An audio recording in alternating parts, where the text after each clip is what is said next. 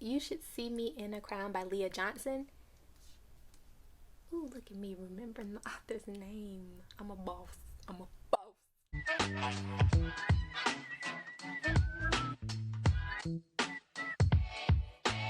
A, B, C, D, E, F, G.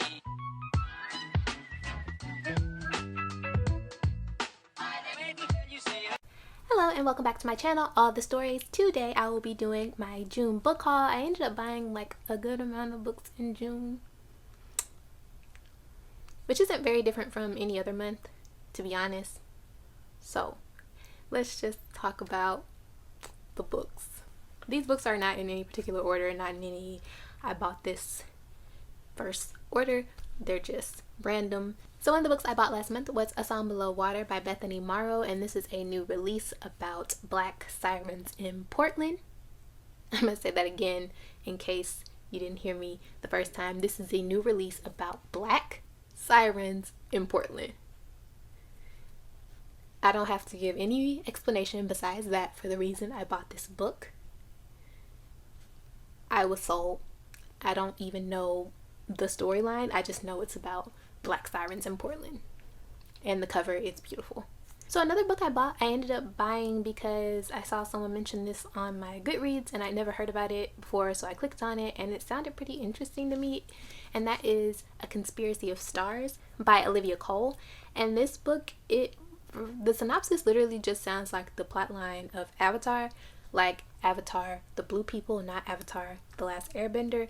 And it's a sci-fi story about these people living on this planet that has an indigenous population that is alien, and they're researching it, and then something pops off and shit hits the fan. So that just really sounds like the plotline of Avatar. And this girl, I think she's like a college student, or she's entering this program to study the wildlife of this planet, which is exactly what Avatar was doing. I hope it's different from Avatar, but I did like the movie Avatar, which is what made me interested in this book, so we're gonna see how it goes. I was trying to read a little bit more diversely and step out of my fantasy and I was trying to step out of my fantasy contemporary romance bubble and branch out into different genres, and I've read a few sci-fi books, but it's not something that I read a lot of, so hopefully I can branch out more into these different things. Next, I got The Wicker King by Kay Ancrum. I read my first Kay Ancrum book last month in June, and it was actually The Weight of the Stars, and it was so good. And I had my eye on this one even longer than The Weight of the Stars. I think this one came out first anyways, but I heard about it and it sounded really interesting. It deals with this boy who's basically going through a mental health crisis. He has started seeing things that are not there, and one of his friends is trying to help him through this tough time he's going through, help him through understanding all these things he's seeing, and they end up having some kind of romantic relationship. And then I've heard talk that there is a poly couple in here, so that's all I needed. I don't think there's a lot of poly rep in books, so I'm really excited to read this one. And I really loved Kay Ancrum's writing in The Weight of the Stars. She has this beautiful writing style, so I hope that that continues in this. And this one is actually pretty interesting to me because it's mixed media in here. There are like pictures and letters and receipts and journal entries and things like that mixed into the story. So I love a book like that where there's a bunch of different things that kind of weave together to make the story whole. I love things like that, so I can't wait to read this one. So another book like The Conspiracy of Stars, where I was just scrolling through Goodreads and I saw it and the synopsis made me want to pick it up, is The Black Witch by Lori Forrest. This book, the sequel came up on my books you may like feed on Goodreads, and I clicked on it and read the synopsis and it sounded like something I would like. So I picked this up and I hope I enjoy it. It's basically following this girl, and her grandmother was the last black witch, who is the most powerful witch around, and people are expecting big things from her, and she actually has it's either no powers or very weak powers, and people are expecting all these things from her since her grandmother was like so powerful and she's just not, and that's basically the plot of it. Of course something probably happens, but that's the gist of what's happening. I love a good book where there's just a bunch of different types of magical fairy tale creatures, and there's this magical school. That's like one of my favorite things to read about in fantasies. So I hope that this one kind of lives up to that expectation I have. So another book I ended up buying in June was Outlander, and I have recently been really interested in watching the show Outlander. It's on Netflix now, and I was interested in watching it for a while, but I didn't have a Star subscription, and then, you know, life.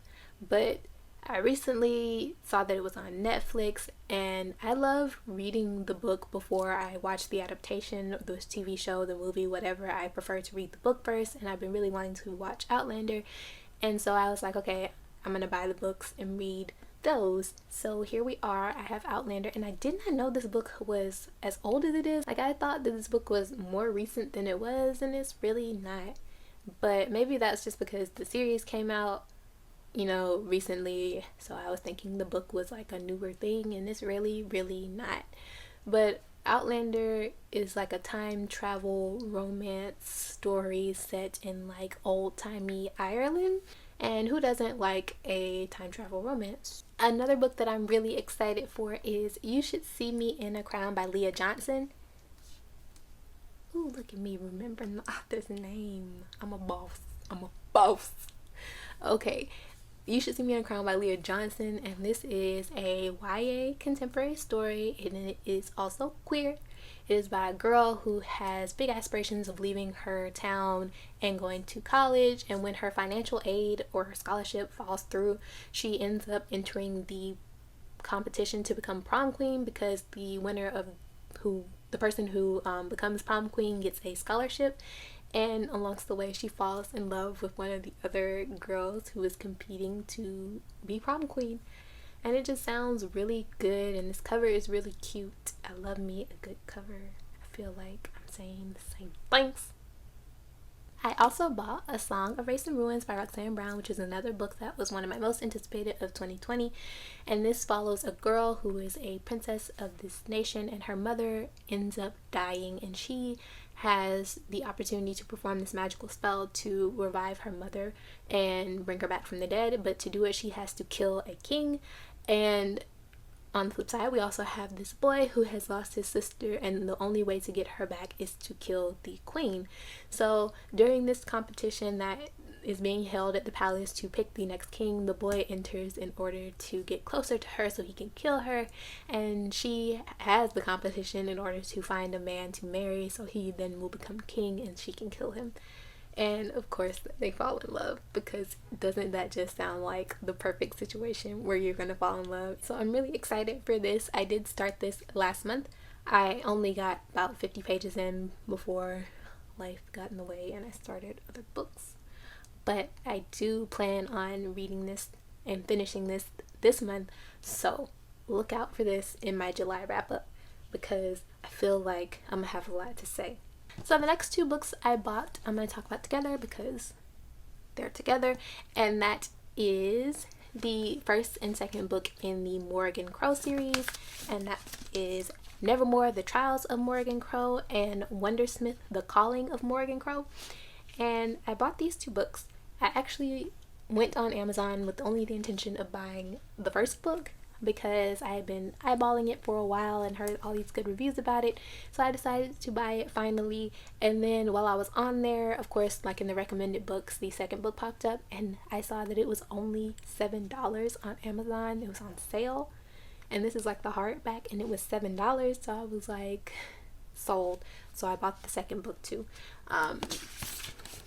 So I hope I like the series, because now I own both books. But this is another, like I said earlier when I was talking about The Black Witch, I love a fantasy series that has a magic school in it, and this is another series that has a magic school in it. And this is also middle grade, and I tend to like middle grade books. They're just so fun usually, and I've heard a ton of positive reviews about this series, so I can't wait to start these. Another book I got was All the Things We Never Knew by Lyria Tamani, and this book is another book that reminds me of a movie. The synopsis of this kind of reminds me of Love and Basketball, which is one of my favorites, and that's because this book is about a girl and a boy who are both basketball players at their respective high schools, and they're both really talented and being scouted by colleges. And when the boy ends up transferring to another school, he ends up meeting our female main character, and they both have a lot going on in their lives. I believe our female main character is realizing that she doesn't love basketball the way she used to, and she's kind of falling out of love with it. And our male main character has a lot of going on in his personal life, and they both kind of find each other and develop feelings for each other. And all along they're also dealing with these life situations while having their like romance, and it sounds so cute and I can't wait. So completely shifting gears, I also have The Misadventures of an Awkward Black Girl by Issa Rae. I love Issa Rae. I love everything about her. She is so talented and funny, and I love Insecure. So I've been meaning to pick this book up for a while now. Like as soon as I heard about it, I was like, I gotta read that because I love her so much. But then, I don't know, I kind of forgot about it. I was watching a lot of the Black booktubers who were doing the Black booktuber tag last week, and one of the girls who did the tag, I can't remember whose channel it was, but if I do remember, I'll link her video down below. She mentioned this as one of her answers for one of the questions, and it made me realize that I still hadn't picked this up. And this is of course Issa Rae's kind of memoir, and she's talking about her life at being an awkward black girl, and as a awkward black girl, I feel like I'm gonna relate. Next, I have quite a few adult romance books. The first is Real Men Knit by Kwana Jackson, and I actually already read this one back in June. It's following two main characters, a girl who works at a knitting shop and the guy whose adoptive mother owned that knitting shop. Adoptive mother, the woman that owns the shop, has just passed away, and it is about the guy and his other adoptive brothers all trying to work together to keep their mom's knitting shop open. And of course the girl who worked there is also helping them, and she ends up, you know, catching feelings for the youngest brother whom she's had a crush on for like a long time, since high school. They kind of grew up together because when she was young, she always used to come in the shop because she likes knitting, and then eventually when she got older, she started working there, and she's just been in love with him her whole life basically. And then they start, you know, having this little back and forth while they're working together to help keep the shop open, and it was actually pretty cute. So next I have The Boyfriend Project by Farah Khan. It's another romance story, and it is about a woman who is dating a guy, and she ends up finding out that he is cheating on her with a bunch of other women in a John Tucker must die kind of situation. So they all break up with him, and they end up forming a friendship with each other, and they all swear off men for I think a year or some determined period of time. And while they're in this period of not dating, a new guy starts working at her job, and she ends up liking him, but then he seems kind of too perfect to be true, and she starts to think that he is hiding something from her. The next story is another new release, and that is The Marriage Game by Sarah Desai.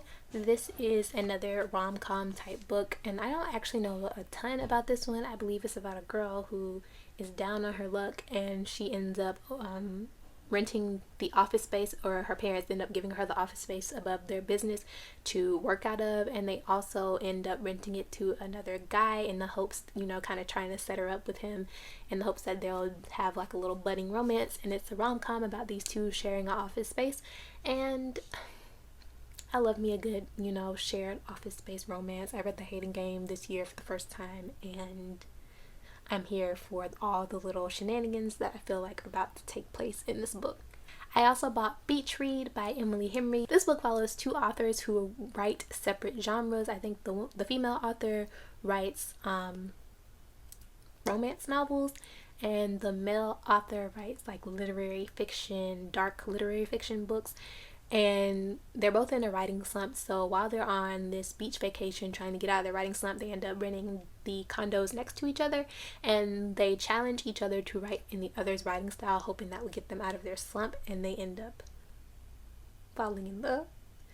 I've been in a heavy romance mood, and these books just all sound so good, and I've actually heard a ton of good reviews about this one, so this is probably going to be one of my next romance reads that I pick up, because I need all the cute stories in my life.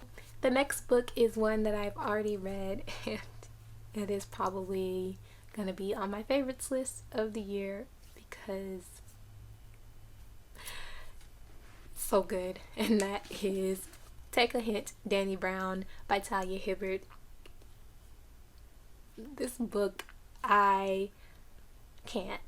I was so anticipating this book because I loved Take a Hint, not Take a Hint, Get a Life, Chloe Brown. I read that last year and I really loved it, so I was highly looking forward to Take a Hint, Danny Brown, and I love it more than I loved Get a Life, Chloe Brown.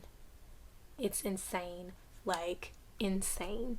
Danny and Zafir could both step on me and I would apologize. Danny Brown is the badass bisexual queen we need, and Zafir is the sweet cinnamon roll who is also a big ass rugby player that can take you out and is highly protective of his people that he loves. And the last book that I have to talk about is one of my most anticipated, top 5 most anticipated, probably top 3 most anticipated books of the year, and that is The Empire of Gold by S.A. Chakraborty. Y'all, the series finale for the Devabad trilogy is here. It is in my hands and I am so excited. And me being me, of course I can't read this book yet because I haven't done my reread of the other 2 books, which I promised myself I would have done before this book came out, and of course I hadn't even started it by the time this book came out. But I have now. I'm rereading City of Brass today.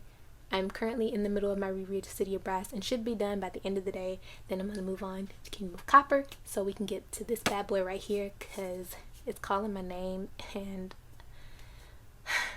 I'm so scared, you guys. I'm so scared about how this series is going to end. I'm just afraid and I just want everyone to be okay. And I know they're probably not gonna be. But I'm super excited for this book. I love this series and I can't wait to get to this. And this book is thick. I can't wait to just sit down and just get into all this thickness because she is bad and I can't wait. Like,